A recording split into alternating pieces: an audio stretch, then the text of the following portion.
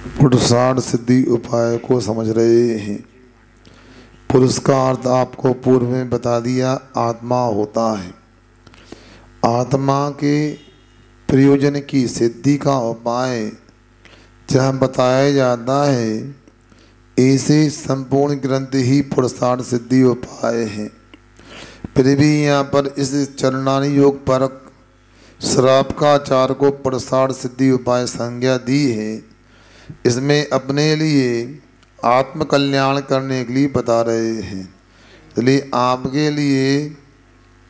आपके लिए यहाँ पर श्रावक धर्म का उपदेश दे रहे हैं। आचार्यों ने अपने लिए बड़े अच्छे वैज्ञानिक तरीके से देशना दी है। पहले आपको मिथ्यात्मक से दूर करके सम्यक दर्शन को उत्पन्न कराने की बात कही। जब सम्यक दर्शन हो जाता है तो ज्ञान भी सम्यक ज्ञान हो जाता है। इसके बाद में मुनि बनते हो सर्वोत्तम है। यदि मुनि बनने की सामर्थ्य नहीं है तो आप श्रावक धर्म का पालन करो।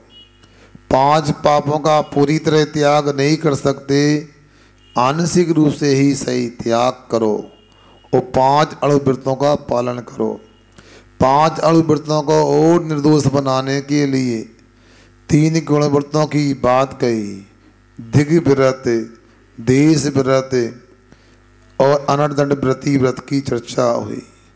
मुनि बनना है और शिक्षा आपको प्राप्त करना है, इसलिए 4 शिक्षा व्रतों की चर्चा भी हो रही है। सामयिक की बात बताई। सामयिक अच्छे से बढ़ाना है और निर्दोष बनाना है तो प्रसुत उपवास करो। पर्व के दिनों में एकासन उपवास करने को कहा। इसके बाद भोगोपभोग की बात आई। अपने आप में बहुत व्यवस्थित उपदेश दिया गया है। उलझन की कहीं बात ही नहीं। आपने दिशाओं की मर्यादा करके एक सीमित स्थान में अपना जीवन का गुजारा करने का विचार बना लिया, संकल्प कर लिया, ओ कम कर लिया। इसके बाद आपने सामयिक उपवास के साथ की। उपवास तो हो गया, अब उपवास के बाद भोजन भी तो होना चाहिए। नहीं, अगली चतुर्दशी को कैसे उपवास करेंगे? तो आहार भी चाहिए, वस्त्र आदि, स्नान आदि के माध्यम से अनेक वस्तु का उपयोग करते हैं। एक बार में जो वस्तु उपयोग में आएगी भोग, और बार बार आएगी उपभोग। ऐसे भोगोपभोग सामग्री का परिमाण करने को बताया। अब आप भोजन भी करना है, भोजन बना लिया, ये भोग सामग्री हो गई। जो आपने अपने लिए बनाया बन गया भोजन। अब क्या करना है? खाओ। हैं? मुनि को भोजन दे निज कर रही आहारे। मुनि महाराज को भोजन देकर अपने भोजन करना है। आप लोगों के बीच में बहुत सारी बातें ऐसी रहती हैं जो नहीं होना चाहिए। प्रतिदिन ही साधु का पड़गान और सबको करना चाहिए। जितने लोग भोजन करते हैं उन्हें शुद्ध भोजन बना करके पड़गान करना चाहिए। मगर आप लोग इतने निश्चिंत होते हैं, एक आध दिन चौका लगा ठीक ठाक, महाराज गए फिर बंद चौका हो गया। और जो पड़गान करना चाहते हैं वो भोजन पड़गान करते तो उन्हें उलायना मिलती। सुना है, मेरे कान में बात आई है कि लोगों को रोज पड़गाने वालों को तकलीफ होती, पड़गाने वालों से। मतलब घोर दान अंतराय कर्म का आश्रय बंद करते हैं। आप पड़गाओ सर्वोत्तम है, रोज पड़गाना चाहिए। आपके दान अंतराय का क्षय उपशम होगा, साथ ही पुण्य का आश्रय बंद होगा। मगर आप पड़गाते नहीं, आप अपना कर्तव्य करते नहीं, ये तो गलत है ही। जो रोज पड़गाता उसके प्रति भी कटाक्ष तंज होते। अब वो ही चौका लगा ले, उनके ही जाना है, उनके ही महाराज है, सगे महाराज है। क्या तरीका बोलने का। महान पाप कर्म का आश्रय बंद कर रहे। अपने आप को पढ़ा लिखा मानते हो, अपने आप को बड़े घर का व्यक्ति मानते हो। ये सब बड़ा नहीं होता, दही बड़ा भी बड़ा होता है। समय आएगा तो पता लगेगा, कर्म का विभाग मिलेगा। आप लोगों को ये अनुमोदना तो कर सकते हो, जो प्रतिदिन पड़ गाता है भैया धन्य हम नहीं कर पाते, आप तो कर रहे हो यार, उस व्यक्ति की अनुमोदना होना चाहिए। और पक्की बात मैंने अभी आपको सर्वार्थ सिद्धि में बताया, उमा स्वामी महाराज ने जो 4 प्रकार के व्यवहार करने को कहा है, मैत्री प्रमोद कारुण माध्यस्था नीचा सत्गुणाधिक माना विनेशु, इसमें माध्यस्थ भाव आया है। कैसे कहते हैं माध्यस्थ भाव? राग देश पूर्वक पक्षपात अभावा वै माध्यस्थम, राग देश पूर्वक पक्षपात का अभाव, इसका नाम माध्यस्थ होता है।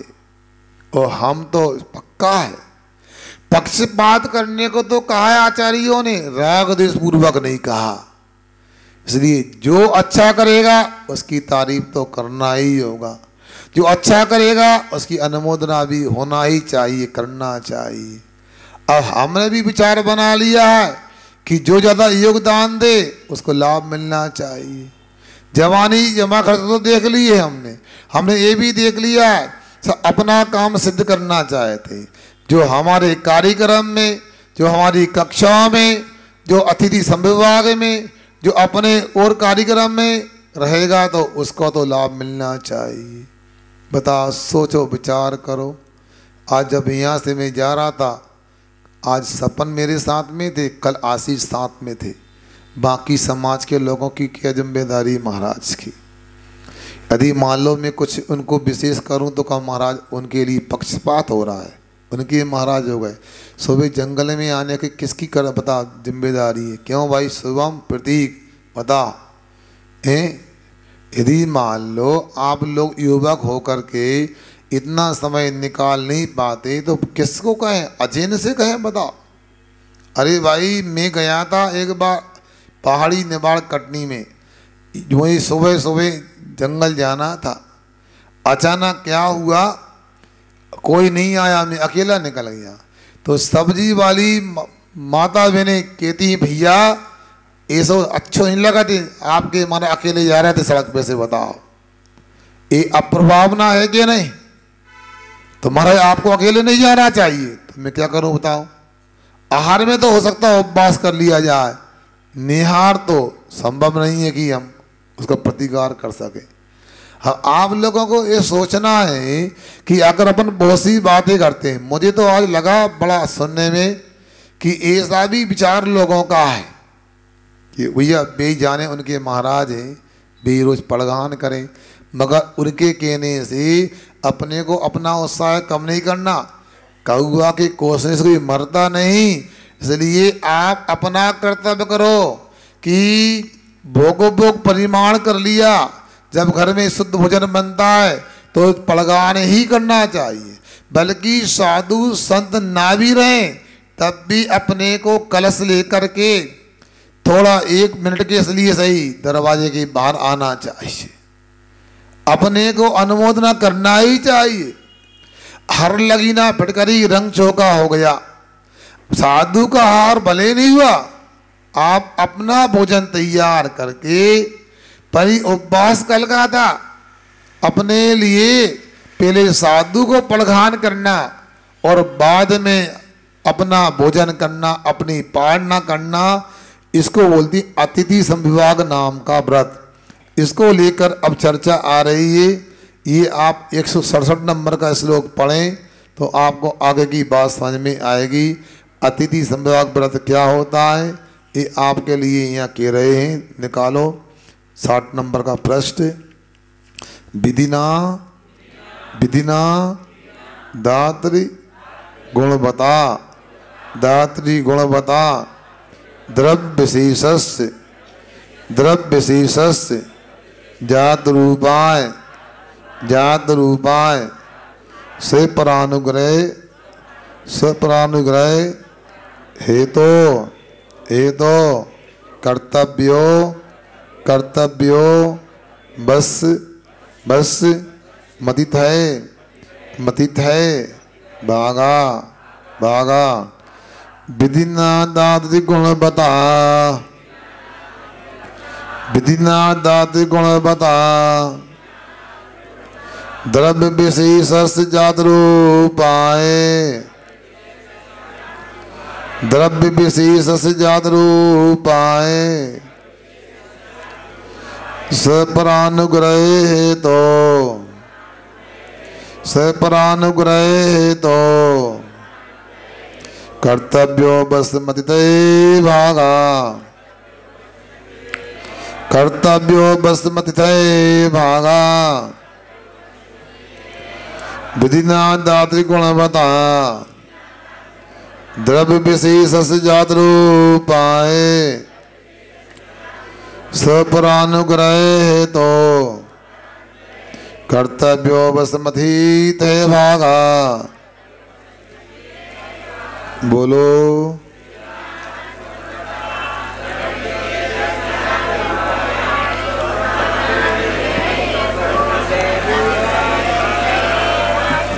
बहुत सुंदर। क्या कहते हैं? विधि ना, विधि के अनुसार, दात्री गुण बता, दाता के गुण से युक्त होकर वे स्वपरानुग्रह हेतु तो अपने ऊपर के उपकार के उद्देश्य से द्रव्य विशेष, द्रव्य विशेष द्रव्य का, विशेष द्रव्य का जात रूपाय अतिथय, जो बालक के समान निर्ग्रंथ मुद्रा को धारण कर लिए हैं, ऐसे अतिथय अतिथि के लिए भागा हिस्सा करना वह अवश्य कर्तव्य, अवश्य ही करने योग्य है। क्या कहा यहाँ पर? जैसा तदवार सूत्र में कहा वैसा ही लगभग बताया है। तदवार सूत्र में 7वें अध्याय में द्विचरम सूत्र अर्थात सेकंड लास्ट सूत्र आया है, अनुग्रहार्थम सस्यादि सर्गो दानम।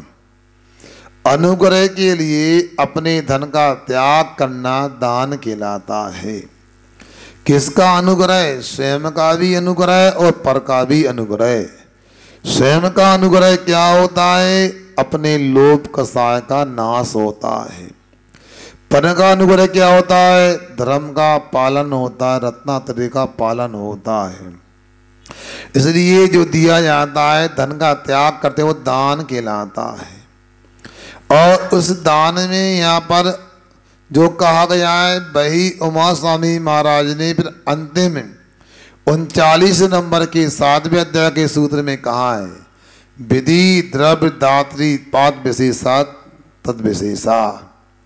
विधि की विशेषता से, द्रव्य की विशेषता से, दाता की विशेषता से और दान की विशेषता से, नहीं, विधि द्रव्य दाता और पात्र की विशेषता से दान में विशेषता आती है, ऐसा यहाँ पर जानना चाहिए।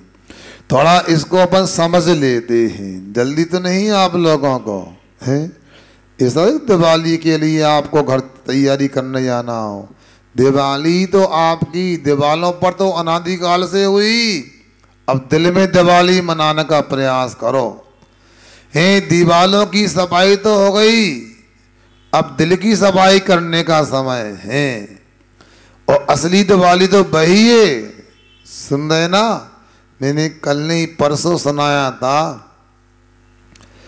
क्या गुरुवर ने मेरी कीमत बढ़ा दी, मेरे मन की शोभा सप्तरंगी बना दी। वीरान थी खुशियां, रेगिस्तान से जिंदगी, गुरुवर ने आकर मेरी दिवाली मना दी, दिवाली मना दी। ये कहा था। तो ये आपकी खुशियां जो वीरान थी, जिंदगी रेगिस्तान थी, मगर जिनमाणी की शरण में आकर के दिवाली आ सकती है। मैं सबसे बोल रहा हूँ, बहुत लोगों ने दोपहर में आना बंद कर दिया, बहुत व्यस्तता है। अरे भाई, कब कौन सी बात मिल जाए और कैसे दिवाली हो जाए, फिर इसको समझने का प्रयास करो। मान लो कोई विद्यार्थी है, वो परीक्षा देने को तैयार है। पेपर आया, कितने नंबर का पेपर होता है बोलो ना? 100 नंबर का है। अब उस प्रश्न पत्र में 4 प्रश्न दिए हैं प्रतीक कुमार, एक प्रश्न के कितने नंबर हैं? और 4 के 100 नंबर हैं। समझना, अपने को विषय बहुत अच्छा है, आप लोगों को समझ में आएगा, विश्वास है, कठिन नहीं। मैंने पहले ही कहा था, शुरुआत में ऐसा लगता है। तो यहाँ पर एक अतिथि संविभाग विषय का पेपर है, इसमें 4 प्रश्न हैं, विधि, द्रव्य, दाता और पात्र, और चारों के 25-25 नंबर हैं। कितने हो गए? 100 नंबर। अब जैसा शास्त्र में कहा उस विधि से आप अतिथि का पड़गान करो, अतिथि संबंधी भोजन की तैयारी करो। यदि आपने जैसा शास्त्र में कहा वैसा किया तो कितने नंबर मिल गए? 25 नंबर। जोड़ते या ना आप लोग? हाँ। इसके बाद में द्रव्य, जैसा द्रव्य होता है, मतलब अहिंसा के परिप्रेक्ष्य में देखो, जैसा पानी छानने का कथन आया है, पानी छानने की विधि होती है, वैसा पानी छानो, बिलछानी करो। इसके बाद उसको मर्यादा के अंदर गर्म करो, उबालो। इसी प्रकार आटा मसाला तैयार करो मर्यादा का, अपने कपड़े आदि की शुद्धि आदि का ध्यान रखो। इस प्रकार आपने द्रव्य तैयार कर लिया। कितने नंबर हो गए? 50 हो गए। अब इसके बाद दाता कैसा होना चाहिए तो यहाँ आगे बताएंगे स्वयं। दाता जैसा शास्त्र में कहा वैसे दाता भी बन गए। आपका पात्र के प्रति श्रद्धान भी है, आप लोभ भी नहीं करते, आप भक्ति भी अच्छी करते हो, इसके आपका विवेक भी अच्छा है, सुना। और किसी प्रकार आप क्रोध भी नहीं करते, झूठ भी नहीं बोलते। ऐसा दाता का जो कथन आया है वैसे दाता बन गए। तो कितने हो गए? 25 25 25 कितने? 75 नंबर हो गए। जो डिस्टिंक्शन आती है विशेष से, तो कितने नंबर में आती है?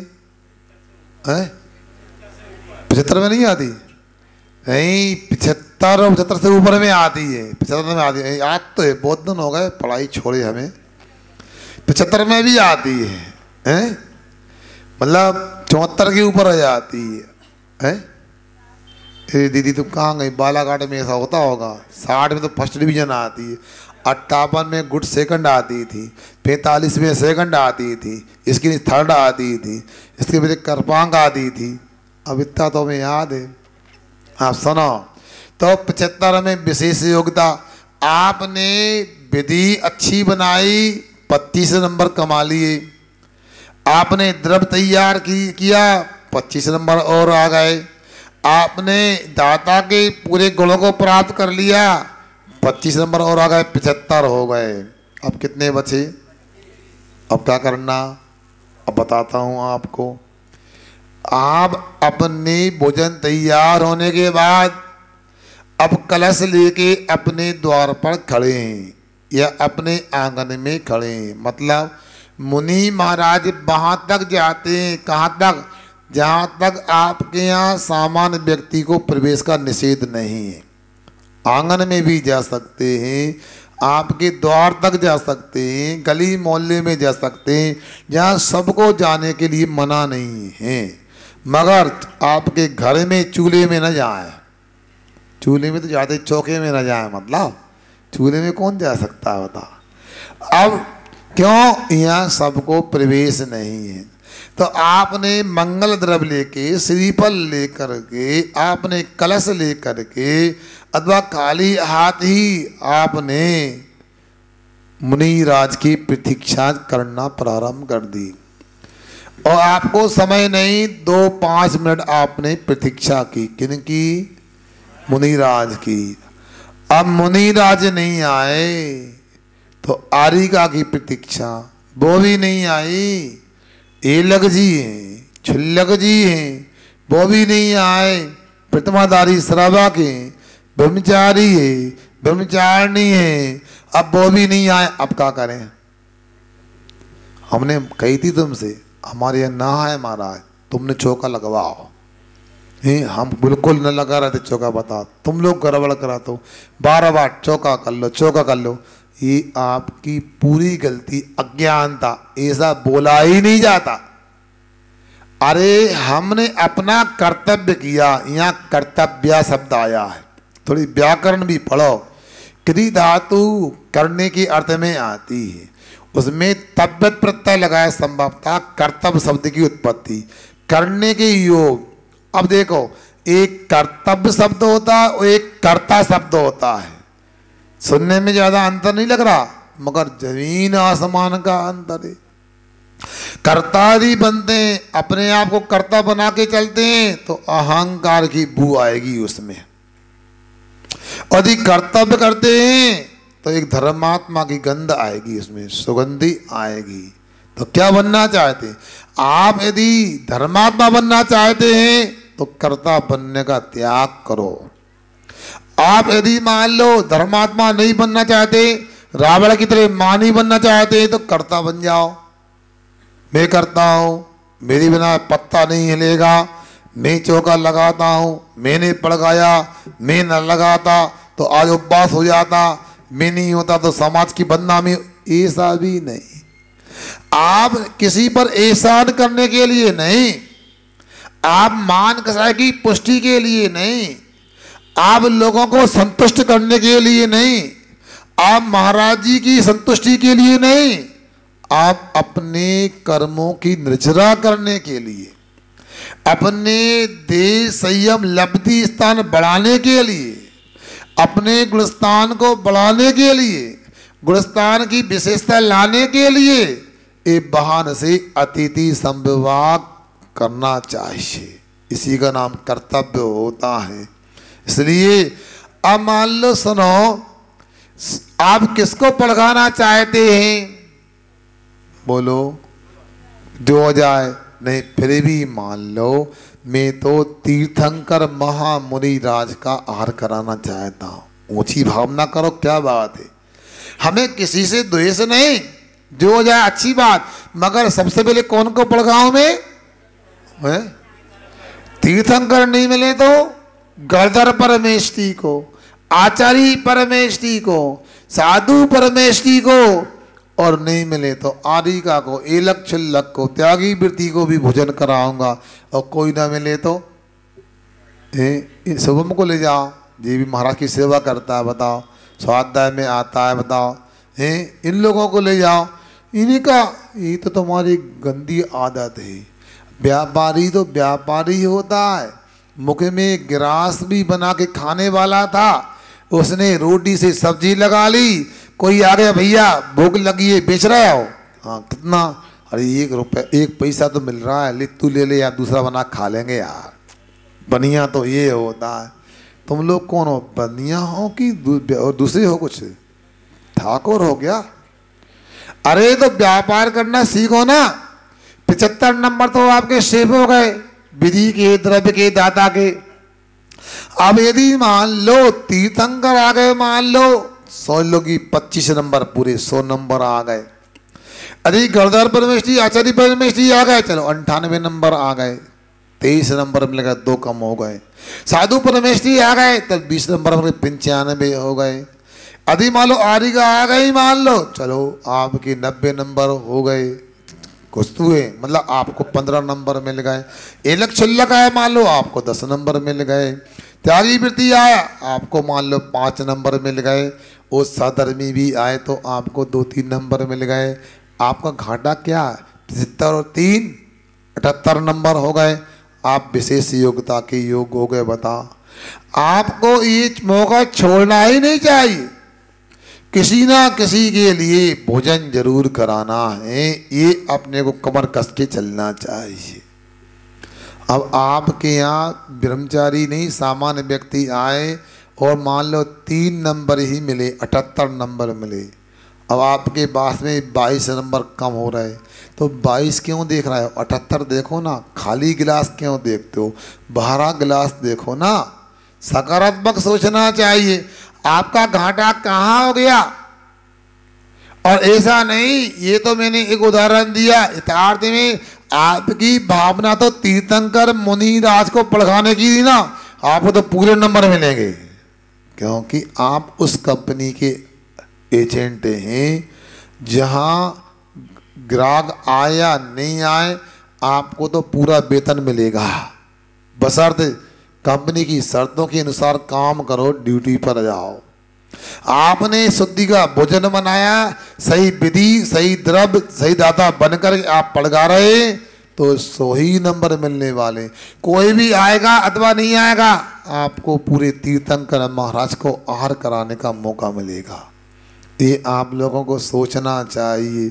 उपवास करने में तो दिन भर भूखा रहना पड़ता है, गला सूखता रहता है, सामायिक करने में कमर सीधी करनी पड़ती है। सुन रहे कि सो रहे तुम लोग हैं? सामायिक करने में भी तकलीफ होती है, दूसरे उपवास में भी स्नान आदि का त्याग होता है, और आपके लिए और भी नियम बताए, मगर इनमें तो कुछ करना है। मगर इसमें क्या करना है मैं पूछता हूँ, आप अतिथि संविभाग में क्या विशेष करना है?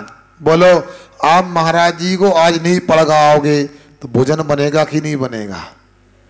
बोलो ना, किसका नहीं बनेगा? बनेगा, भोजन बनेगा, पक्का है। अब भोजन बनेगा, इतना करना है, हम जो जिसमें जीवों की रक्षा होती है, जैसे कूप आदि के पानी को ले आए, मर्यादा का आटा। आज के परिवेश में अब तो मैं समझता हूँ सबके घरों में चक्कियाँ हो गई, किसके नहीं है बताओ? बाजार में कौन पिसवाता है? सबके यहाँ घरे में चक्कियाँ हैं, साफ भी करते, गेहूँ भी मैं समझता सबके धुलते होंगे। हाथ ऊँचा करो, कौन के नहीं धुलते? नहीं धुलते? अरे नहीं धुलते आपके यहाँ? अरे सुन तो लो पहले, सबके यहाँ गेहूँ धुलते हैं, 16 के गेहूँ के लाए। अब मैं पूछता हूँ आप लोगों से, सबके यहाँ मिक्सी होगी नहीं है? किसके नहीं है? दिलवा दे कमेटी की ओर से है मिक्सी, तो मसाले भी घर में तैयार होते। सुनो, और मसाले भी धो करके पहुँच के सुखा के रखते हैं, रखते नहीं रखते? हाँ तो कहो, नहीं बदनामी हो जाए अपने नगर, बाहर के लोग उससे आए इसलिए। हाँ, अब मसाला घर का है, आटा घर का है, दालें घर की है, सब्जी रोज आती कि नहीं आती है? आती है ना। अच्छा, अब ये आपके यहाँ क्या नहीं आता कि आप पड़घा नहीं कर सकते? महाराज ये दुकानदार लोग के दुकान चल रही है, हम पड़घाना, तो कोई नहीं कि पुरुष लोग होना चाहिए, क्या महिलाएं होनी चाहिए? अरे एक नहीं, यदि 2 या 2 से अधिक महिलाएं भी पड़गा सकती हैं, एक पुरुष भी मुनि को पड़गा सकता है। अब आप यदि ऐसा करते, ये तो निश्चित है, एक मुनि महाराज है तो एक चौके में आहार होगा, 2 है तो 2 में ही आहार हो, 3 में नहीं होगा। मगर सब लोग अपने कर्मों की निजरा कर सकते हैं। अतिथि संविभाग का, अतिथि है भागा, अतिथि के लिए भाग निकालना अतिथि संविभाग होता है। और आप लोगों के नहीं होता, ऐसा नहीं। आप भले ही शास्त्रीय भाषा से जानते नहीं, मुझे पीयूष भैया याद है और आप भी जानते होंगे, जब शादी विवाह होता था तो शादी विवाह में भोजन बनता था, जो भी बने, शुद्ध बने अशुद्ध, एक थाली लगा करके या पत्तल लगा करके मंदिर में रख कर आते थे। क्यों भैया? पूरे आइटम उसमें। अभी करते नहीं करते? काय के लाइन रखते हैं वो? हाँ, कौन बोला? माली की बात कौन ने कही? बहू स्वादा में यहाँ बब्बा को लेके तुम आ तो नहीं, बातें तो करा, तो बताओ माली क्यों रखते? माली को नहीं, अतिथि को रखा जाता। वो बात अलग है कि माली उसको उपयोग कर लेता है, आप द्रव्य चढ़ाते हो, माली की द्रव्य है, ये द्रव्य अतिथि संविभाग ही है। भगवान की पूजन में जितना भी द्रव्य चढ़ाते हैं अतिथि के लिए, वो कभी सोचना नहीं माली के लिए, बहुत गलत है के लिए। मतलब तुम्हारे भगवान नहीं दिख रहा, माली दिख रहा हो, और तो माली कोई पुण्य मिले, बस तुम लोगों को माली का ही लाभ मिलेगा। मतलब सामान्य व्यक्ति को भोजन कराने का लाभ मिलेगा, तीन लोग के नाथ की पूजन का लाभ नहीं मिलेगा। इसलिए माली को नहीं होता, वो अतिथि के लिए हिस्सा निकाला गया है, भावना है, इसलिए ऐसा किया जाता। कभी नहीं सोचना अतिथि मवाली के लिए होता है, ये अपनी व्यवस्था है, ये हमारे लोभ कसाय का त्याग है। इसलिए यहाँ पर जो बता रहे हैं अपने को समझना है। 4 प्रकार की बातें, विधि, द्रव्य, दाता और पात्र, इसकी विशेषता से दान में विशेषता आती है। सुना, यदि सरसों के दाने बराबर नहीं, खसखस के दाने बराबर भी हमने दान निकाला है तो आपको बट वृक्ष की तरह फल मिलने वाला है। रैण सार ग्रंथ में कहते हैं साधु को 1 ग्रास भी दिया जाता है, उसका भाई बहुत बड़ा फल मिलता है। क्या मिलता है? जब वो मुनि बनने की पर्याय को प्राप्त करेगा, मुनि बनने की भाई उसकी तिथि आएगी, समय आएगा, तो उसके मुनि अवस्था में मोक्ष की यात्रा का पाथेय बनेगा, जो आज हमने साधु के हाथ में आहार दिया है। इसलिए कभी नहीं चूकना चाहिए, अपने को लाभ लेने में सबसे आगे रहना चाहिए। ये आप लोगों की धारणा बन गई है कि जब भी साधु को पड़गाना है तो आधे गांव की माता बहनों को बुलाओ, पहले चौका में जगह हो ना हो, आधी ट्राली सब्जी मंडी लेके आओ, आधी अनाज मंडी लेके आओ, आधा दुकान लेके आओ, आधी ट्राली बर्तन लेके आओ, जब जा कर के पड़गान होता। ये सब आपने सोचा है, बदलाव करो। इसलिए स्वाध्याय कम करने वाले या स्वाध्याय का अतिरेक हो जाता है, या जो समय सार को एकाधिकार मान के चलते हैं, या जिनको स्वाध्याय में समय सार ही दिखता है, फिर ऐसे लोग आपसे कहेंगे आप लोग अज्ञानी हो, ये सब बाहर की जड़ की क्रियाएं कर रहे हो। उनका कहना इसलिए कि आप एक वैसे काम करते हो, करना तो यही चाहिए। यदि भी उनके कहने से कुछ नहीं होता, वो कह सकते हैं ये तो उद्दिष्ट है, महाराज के पड़गा रहे हो, आहार दे रहा है, इस प्रकार महाराज के लिए बना रहे हो, उनके कहने से कुछ नहीं होता। क्योंकि हमें पता है उनका जवाब क्या है, उन्हें पता ही नहीं जवाब क्या होता, उद्दिष्ट की परिभाषा ही पता नहीं। उद्दिष्ट क्या, पहले तो मैं स्पष्ट करता हूं, विषय आ रहा है कि आप लोगों के बीच में भी उसी बात यदि आपको जवाब देना आना चाहिए। पहली बात यह है किसी के उद्देश्य को लेकर बनाया या उद्दिष्ट होता है, मगर यदि साधु के लिए पता लग जाए मेरे लिए ही बनाया है, मगर साधु ने मन से, वचन से, काय से, कृत से कार्य अनुमोदना नहीं की तो उसे उद्दिष्ट का दोष लगता नहीं। दूसरा, ये 40 दोषों में एक दोष है, ऐसा न समझना कि इसके बाद से पूरा दोष हो जाएगा, साधु भ्रष्टि हो जाएगा, ऐसा भी नहीं। 40 दोषों में एक दोष मात्र है, बाकी 45 दोषों को तो टाला जा रहा है। और ये उद्दिष्ट दोष इसलिए लगेगा साधु की 9 कोटि से शुद्धि आहार में। यदि कोई कहे नहीं चतुर्थ काल में साधु का आहार निर्दोष होता था, आज सदोष होता, ऐसी बात भी नहीं। क्यों? चतुर्थ काल में भी साधु के अनुकूल, मतलब साधु क्या ले सकता, क्या त्याग हो सकता, वैसा आहार तैयार करते हैं। थोड़ा आप समझो विषय को। दूसरी प्रतिमा में अतिथि संविभाग नाम का व्रत है, जिसकी दूसरी व्रत प्रतिमाएं उसे अतिथि संभाग नियम से करना चाहिए। अब मैं पूछना चाहता हूँ, दूसरी प्रतिमा में साधु का आहार कराना है, पड़घान नियम से करना है, आहार दान करना है, मगर मैं पूछना चाहता हूँ सचित त्याग कब होता है? कौन सी प्रतिमा में होता है? बोलो ना। 5वीं में होता है।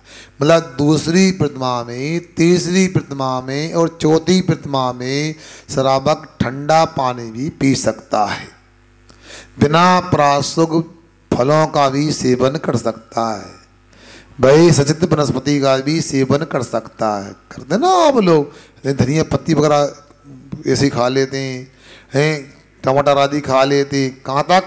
चौथी प्रतिमा तक खा सकता है। अब देखना दूसरी तीसरी चौथी प्रतिमा में यदि मान लो उनकी बात जिनको स्वाध्याय का अतिरेक हो गया कि साधु के निमित्त से बनाते हैं, साधु के उद्देश्य से बनाते तो उद्दिष्ट हो जाता है। तो मैं पूछना चाहता हूँ दूसरी तीसरी चौथी प्रतिमा वाला गरम खाएगा नहीं, गरम पानी पिएगा नहीं, और साधु को आहार देना जरूरी है। बोलो, अब चोरी 4 प्रतिमा तक स्वयं ठंडा पानी पीता है, स्वयं कच्चे फल खाता है, स्वयं कच्ची सब्जी ले लेता है, सुन रहे ना। मगर साधु आएगा तो क्या करना? साधु कच्चे लेगा नहीं, अप्रासक लेगा नहीं, सचित लेगा नहीं, और आप सचित का त्याग नहीं आपका, तो ये व्यवस्था कैसे बनेगी? इसे सिद्ध होता है कि ये श्रावक का विवेक होता है, साधु के लिए कैसा आहार कराना है, ताकि साधु के आहार में कोई विघ्न नहीं आए, अंतराय नहीं आए। एक बात, नमक मुनि महाराज लेते भी हैं और नहीं भी लेते हैं, श्रावक लेता भी है और नहीं लेता है। अब मनीष मान लो आपके चौके में आप तो नमक लेते हो, आपने अपने लिए बनाया, नमक डाल के बनाया, और महाराज बिना नमक वाले आ गए, आपने दिया, अंतराय हो गया।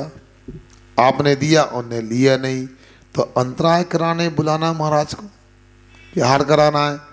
तो आप यदि नमक नहीं डालोगे, कोई साधु आता है तो ऊपर से नमक डाल सकते हो। यदि साधु का नमक का त्याग है, आपने नमक का बना गड़बड़ हो सकता।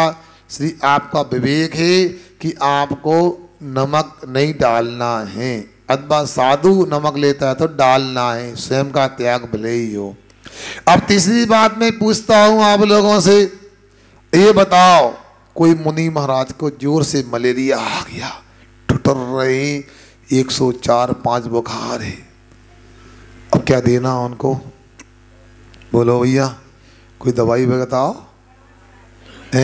कौन ने बोला? कड़वा चरायता देना उनको, चरायता काढ़ा देना है। अब ऐसा है, यदि चरायता बना के महाराज को दोगे तो उद्दिष्ट हो जाएगा, और खुद लोगे तो लोगे नहीं कि बीमार नहीं है। तो एक काम करो, फिर अपने को बुखार बनाओ, अपने को बुखार मिला, बीमार करो अपने को। जब बीमार हो जाओगे फिर चरायता का काढ़ा बनेगा, फिर महाराज को दो, तब तक महाराज का बुखार चलने दो। जब हमारे कोई बीमार होगा तब आपको चरायता का काढ़ा देंगे। क्या करना बताओ? बोलो तो भाई, समझाओ ना इटारसी वालों। क्यों वकील साहब, सलाह दो ना, है क्या करना है?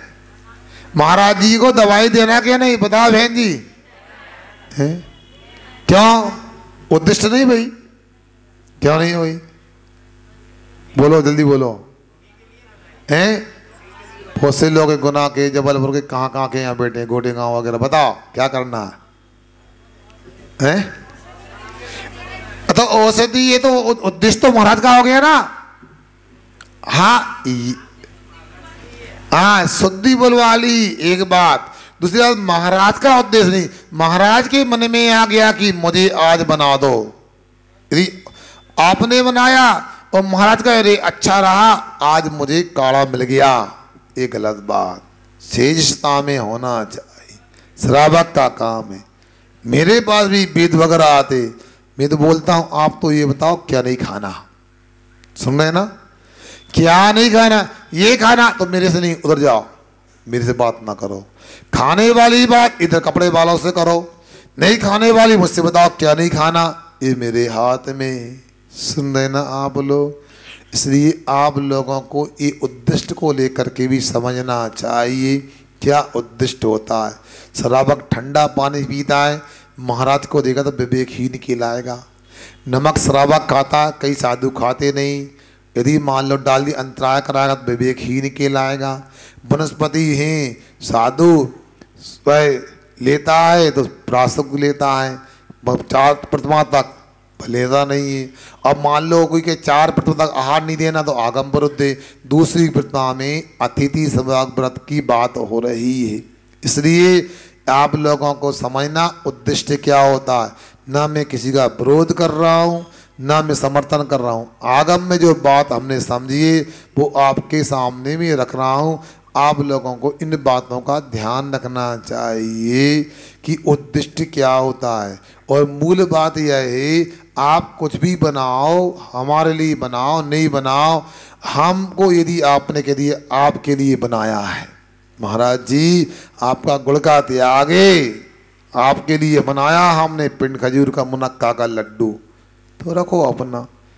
दूसरे के निमित्त से बनाओ वो भी गलत। आज हमारा जन्मदिन है, हम बिल्कुल ना खा, जन्मदिन है तो हैं बड़े नाम बदल दो, केक नहीं मोहन भोग है, कहा मोहन भोग है, वही आटा वही छुआरे। इसलिए ये सब बातों को समझना है। आप लोगों के लिए कई बातों में गुमराह लोग कर सकते हैं, जो स्वाध्याय नहीं करते वो भी गुमराह करते हैं। मैंने कहा ना, अब कुछ लोग जो डेली अतिथि संभव व्रत करेंगे उन्हें से भी तकलीफ, ये रोज पड़गा लेते हैं, बताओ। उनका मकसद इतना ही है, हमारा आज चौका है, आज ही दोनों के हार हो जाए, बीच में ना है तो ये कोई बात नहीं। महान पाप कर्म का बंद होता है। मन में भी मत लाना कि पड़घान ना करें, मन में भी नहीं लाना ये क्यों आ गए, अन्यथा पाप लग जाएगा। देश से ही कितने अंतराय कर्म के बंद किए हैं हमने। अब इसके बाद भी आप ऐसा करोगे, मैं तो कहता हूं सबको प्रति शुद्ध बना के पड़घान करना चाहिए। और यदि नहीं पड़घान कर सकते तो किसी के बारे मन में भी विचार नहीं करना चाहिए। और जो पड़घान करते हैं उन लोगों को भी मन में मलिनता नहीं लाना चाहिए। जो ऐसा कहते उनके भी दया भाव होना चाहिए। बेचारे क्या करें, आगम नहीं जानते, जिनमाणी नहीं जानते, दया के पात्र ऐसे भाव आ जाते हैं। समझदार व्यक्ति तो ऐसा करता कभी नहीं है। अरे समझदार तो कुत्ते को भी भगाते नहीं खाते हुए। बोलो, कुत्ते को कोई रोटी डालता क्या करते हैं आप लोग, भगा देते हैं, बल्कि धीरे से निकल जाओ, खा न जाए। चिड़िया यदि दाना चुग रही है तो प्रयास करो बगल से निकल जाओ। आप गए, चिड़िया भागेगी, उसके खाने में विघ्न आ जाएगा, ऐसा रहता है। इसे आप लोग भोजन करते हो, कई बार हम कहीं गुजर जाए तो मैं देख लेता हूँ कि भैया जी भोजन कर रहा हूँ, मैं गया तो शर्म आ जाएंगे, भोजन छोड़ देंगे, मैं धीरे से खसक जाता हूँ। एक दिन पाठशाला के बच्चे तो नाश्ता कर रहे थे ऊपर, तो मैंने शुद्धि करने ऊपर मैंने कि भैया न जाओ, ये चलो अपन तो, क्यों मैं गया तो बच्चे लोग संकोच करेंगे खाने पीने में, तो विघ्न आएगा तो मुझे दोष लगेगा। इसलिए आप लोगों को कभी भी ऐसा ध्यान रखना चाहिए, अंतराय किसी को ना हो, इसी के माध्यम से लाभ मिल सकता है। अगला श्लोक देखते हैं, दिवाली आ रही है इसलिए इसको अपन आगे बढ़ाते हैं। संग्रह संग्रह मुच्छस्थानम मुच्छस्थानम पादोदक पादोदक मर्चनम मर्चनम प्रणामम चे वाक्यकाय वाक्यकाय मनः मनः शुद्धि शुद्धि रेषण रेषण शुद्धिश्च शुद्धिश्च विधिमाऊ विधिमाऊ संग्रह मुच्छस्थानम संग्रह मुच्छस्थानम पादोदकमर्चनं प्रणामं च पादोदकमर्चनं प्रणामं च वाक्यकाय मनः शुद्धि वाक्यकाय मनः शुद्धि रेषण शुद्धिश्च विधिमाहो रेषण शुद्धिश्च विधिमाहो संग्रह मुच्छस्थानम पादोदकमर्चनं प्रणामं च वाक्यकाय मनः शुद्धि रेषण शुद्धिश्च विधिमाहो। बोलो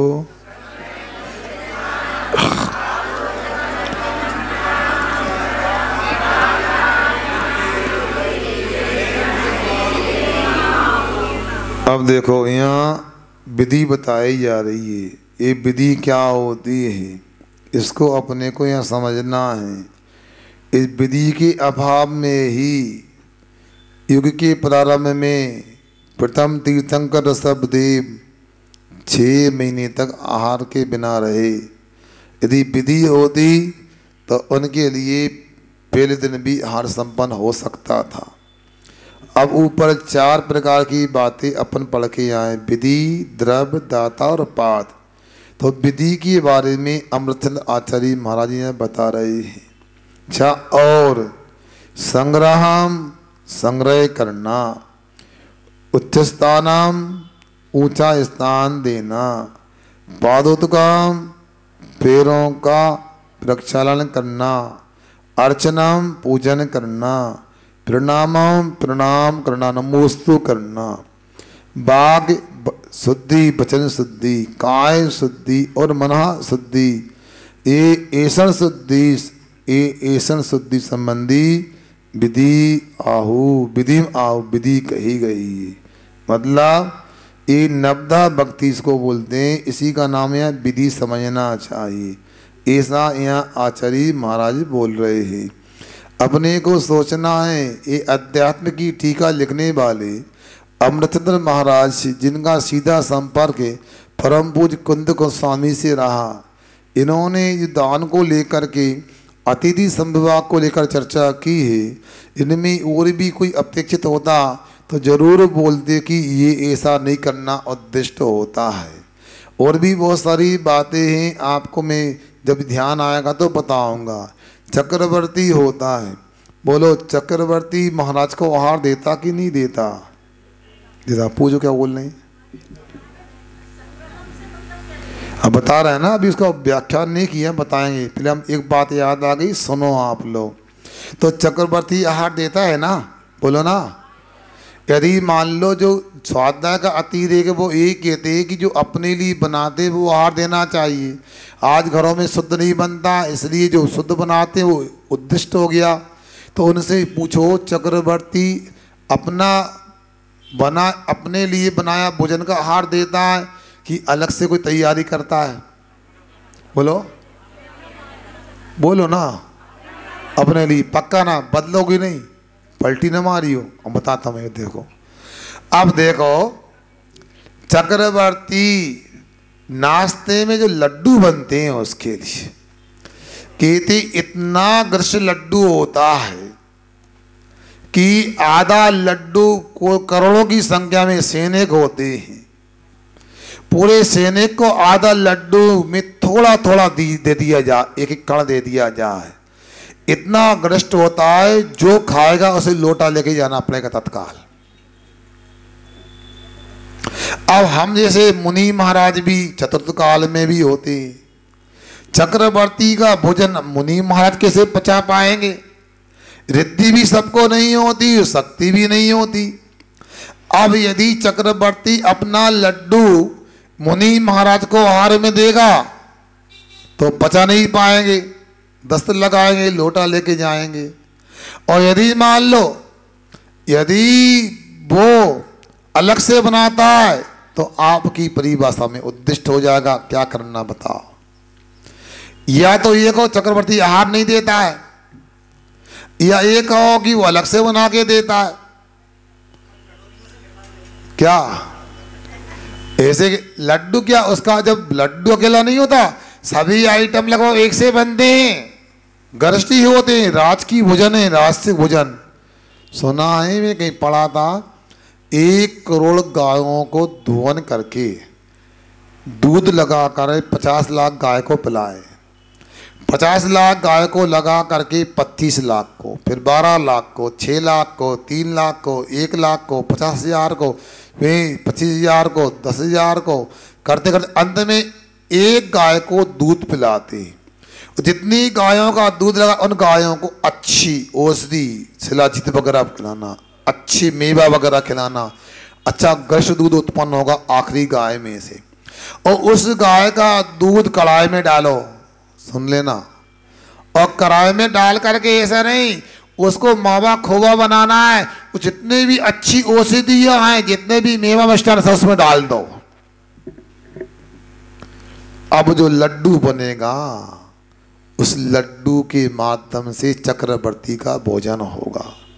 ऐसी बर्फी मान लो, ऐसी लड्डू, ऐसा ही और आइटम मान लो।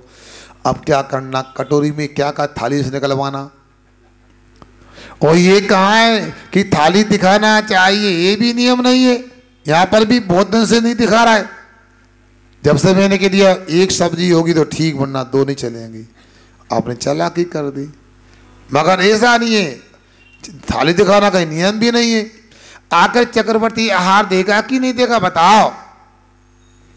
देगा तो कैसे देगा, अपने लिए बना दे नहीं सकता, महाराज बीमार हो जाएंगे। अलग से बनाएगा तो आपकी मेरी वास्तव में उद्दिष्ट है। इससे सिद्ध होता है कि चक्रवर्ती भी विवेक रख करके वह आहार दान संपन्न करता है।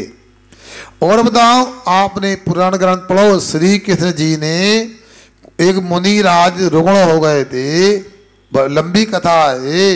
उन्होंने औषधि के लड्डू बनवा कर सब जगह भेजे थे कि महाराज का आहार जहाँ भी होगा उनको ये औषधि चलाना है। औषधि तो ऐसी ही होती है। तो आप लोगों के लिए इतने सारे हमने उदाहरण दे दिए। अब मैं समझता हूँ किसी के लिए उद्दिष्ट को लेकर के कोई संदेह नहीं होना चाहिए। हे किसी को बताओ, बोलो ना, बोल नहीं रही अंजुल की मम्मी, बताओ है नहीं है। अब सोच लो आप। अब मैं ये कहना चाहता हूँ, भैया आपको किसी को है क्यों अरुण कुमार जी, आपको है कुछ नहीं है ना।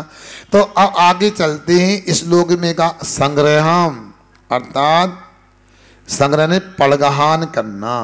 क्या, कलश लेकर शुद्धि के वस्त्रों के साथ में जब भोजन तैयार हो जाता है तो पात्र का पड़गहान करना संग्रह कहलाता है। उच्च स्थानम, उच्च स्थान देना चाहिए। हमने देखा चौके में ऊंचा पाटा तो लगा देते हैं, मगर पाटा ऐसा होता है 17 उसमें फांस निकली रहती है। आप लोग कितने पक्षपाती हो, कई बार लगता है, हो नहीं लगता है। आप अपने बैठने के लिए हजारों रुपए के, बल्कि लाखों रुपए के सोफा, बेड, बिस्तर और भी दुनिया की सामग्री रखती हो, नाना प्रकार की राउंड चेयर, कुर्सियाँ, और महाराज जी को उच्च स्थान देते पुरानी फटी सी पिलाई का पाटा लगे रख दिया। अरे आप सोचो, विवेक रखो। एक बार मैं कुंडलपुर में हार कर रहा था, भोपाल से चौका आया, मैं बेटा और नीचे मैंने साफ करने के लिए यूं किया, 1 इंची खाल निकल गई हाथ की। अरे क्या लकड़ी का पाटा नहीं मिलता, किराए से ले आया करो। कई जगह लकड़ी के अच्छे पाटे रहते हैं। उच्च स्थान का मतलब है उनका सम्मानजनक स्थान, पाटा वगैरह भी होना चाहिए, हिलना भी नहीं चाहिए। हिलता रहता चीटी वगैरह मर जाएगी। तो इस प्रकार सही हिलने डुलने वाला पाटा ना हो, लकड़ी ठीक ठीक हो, चिकनी हो, साधु को बैठने में दिक्कत ना आए, फांस आदि न लग जाए। ऐसा उच्च स्थान की बात अपने को करना चाहिए। और आप लोगों को एक बात और ध्यान रखना चाहिए, चाहे आपके घुटने खराब हों, चाहे कमर में दर्द हो, आपके घर में कोई बुजुर्ग हो, चाहे जवान हो, मुनि राज को उच्च स्थान दे दिया, उनसे ऊपर किसी को नहीं बैठना चाहिए। कुर्सी पे बैठ जाते हैं लोग, स्टूल पे बैठ जाते हैं। क्या ये तीर्थंकर की मुद्रा है?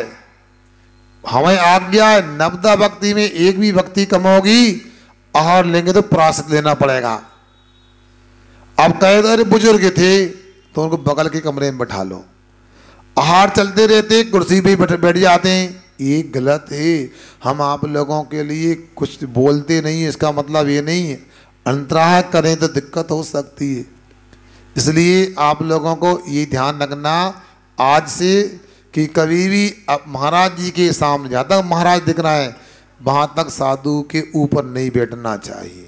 आपके कमर में दर्द है, खड़े होने की सामर्थ्य नहीं, एक गिलास दे करके आप बाजू के कमरे में चले जाओ, दूर चले जाओ, ये तो उचित कहीं नहीं। अब छुल्लक जी के लिए 4 इंच का पाटा और तुम्हारा 24 इंची का पाटा है ऊंचा। नमस्ते महाराज जी। जो अगर आदमी कहे कि महाराज जी स्वाद लेने चाहिए नहीं लेने चाहिए, सुनो ऐसा है, अभी तो उच्च स्थान की बात हो रही, वो समझो अपन बीच से दूसरा बात क्यों लाए। तो मैं ये कह रहा हूँ आपसे यह है। और श्रावक को क्या अपने विवेक से कभी कभी चौके में ऐसा बोल जाते हैं बड़ा अलग लगता है।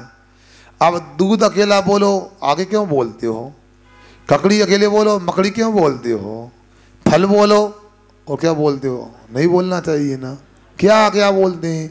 अब महाराज के लिए आहार चल रहा, महाराज आप ले लीजिए, महाराज जी आप निवेदन ने बनाया है, अब आपको अच्छा लगता है स्वादिष्ट है और ले तो महाराज एक गिलास तो लो है, तो ये सब अच्छा नहीं माना जाता। नहीं लेंगे, अरे महाराज को लेना नहीं है, ले लें पसंद है महाराज को, उसमें कहीं राग। छुल्लक जी का कहने का यही मतलब है आप निवेदन करो इतना ही पर्याप्त है। तो मैं संग्रह के बाद उच्च स्थान के बाद मैं पहले तो केवल लोड गया, पाटा हिलता, एक बार ठीक करा चम्मच लगवा 2 बार हिलता ही रहेगा तो लोड भी सकते हैं महाराज। पादोदकम पैरों का प्रक्षाल करना, ये ध्यान रखो, अकेला पैरों को धुलाना नहीं, उनके पाद प्रक्षालन के बाद में गंधोदक को उत्तम अंग पर लगाओ। तर्जनी मध्यमा से जैसे भगवान के अभिषेक का गंधोदक लेते हैं, ले करके यूँ लगाओ, चरणों की गंध प्यारी, ऐसा करना चाहिए। और पादोदक ऊपर से डालो पानी। भगवान की प्रतिमा का अभिषेक कैसे करते हैं, वहाँ पर ऊपर से करते हैं ना, पैरों को रगड़ते तो नहीं है ना। फिर चौके में महाराज जी के पैरों को रगड़ना क्यों, मैं बिल्कुल स्पष्ट बोलता हूँ, कई बार सुनते भी नहीं, डाल छूने। भैया रात में तेल लगाया था, सुबह जंगल गया था धूल लग गई, अब यदि मान लो आप पैर रगड़ोगे, रगड़ने के बाद क्या होगा, आप पैरों का जो धूल वगैरह कीचड़ वगैरह आपके हाथ में जाएगी, फिर पूजन में सूख जाएगी, फिर थोड़ा सा पानी लोगे तो फूल जाएगी, फिर कहोगे हमने तो आहार ही नहीं दिया। क्यों, आधे घंटा से तुम दाल तो नहीं आहार होता है, सब्जी भी आहार नहीं होती, आपकी परिभाषा में तो रोटी का गिलास ही आहार होता है। अब आपने रोटी का गिलास लिया और ऐसा पलटा शोधन करने के लिए, इधर की कीचड़ महाराज के पैरों की इस पल्ले में लग गई, इधर की लग गई, हे महाराज आपके चरणों की रज आपके करकमलों में, ये गलती है। इसलिए कभी भी आहार के पहले महाराज के चरणों को स्पर्श नहीं करना। आहार हो जाए तो आराम से दबाओ 1 घंटा, तब आओगे नहीं बताओ। 4-6 लोग फिक्स रहते हैं रात में भी, बस है पानी डालना है और बस हो गया काम, रगड़ना नहीं। ये कह रहे हैं आपसे आहार हो जाए बाद में आराम से रगड़ लो, रगड़ना मन है आपका तो है, रात में भैया प्रति शाम को कर सकते हैं आप, मगर आवश्यकता हो तो करो। मगर आप लोगों के लिए ये भी ऐसा लगता है कि भैया का नाम मुकेश कभी आए भैया भर्ती करे महाराज की कब होती है, हाँ महाराज ये तो कमेटी के लोगों का काम है, हम तो कमेटी में है, ऐसा रहता है। अब सोचो विचार करो कब क्या करोगे आप लोग। जब जो करना है चौके में आपको पैरों को पानी से प्रक्षालन तो करना है, गंधोदक लेना, रगड़ना नहीं है, ये ध्यान रखना। प्रणाम अर्चना पूजन करना है, पूजन में एक भी चावल नीचे नहीं फैलना चाहिए। पूजन तो कर लेते, यदि नमोस्तु न करो एक भक्ति का अलग से नमोस्तु करना चाहिए। और पूजन में भी ये उदक चंदन अगर बार बार एक छंद तो पढ़ लो, मेरी भावना की 4 लाइन भी आती हैं, भजन भी पढ़ते रहते हैं आप। बलौआ होता तो पूरी रात बलौआ में भजन चलते हैं, और चौका में उदक चंदन तंदुल, विषयों की आशा नहीं, हे मुझे धन्यो कितना परिचय से, और भी बहुत सारे छंद आते हैं, मगर आप लोगों के लिए थोड़ा सा समझना पड़ेगा। प्रणाम नमोस्तु, वचन शुद्धि, काय शुद्धि, मन शुद्धि, ये सब आपको समझना चाहिए। समय ज़्यादा हो जाएगा, इसलिए आप लोगों के लिए ये नवदा भक्ति के माध्यम से आहार देते तो विधि है, इसके भी 25 नंबर हैं, दाता के भी 25 नंबर, आगे समझो दाता के गुण क्या होते हैं। फिर द्रव्य के 25 नंबर और फिर पात्र के 25, ऐसे 100 नंबर आपको प्राप्त करोगे, तब आपके कर्मों की नजरा होगी। मैं पुनः कहता हूँ, ये अतिथि संभाग व्रत जो है कमेटी की व्यवस्था नहीं, ये नगर पालिका का टैक्स नहीं,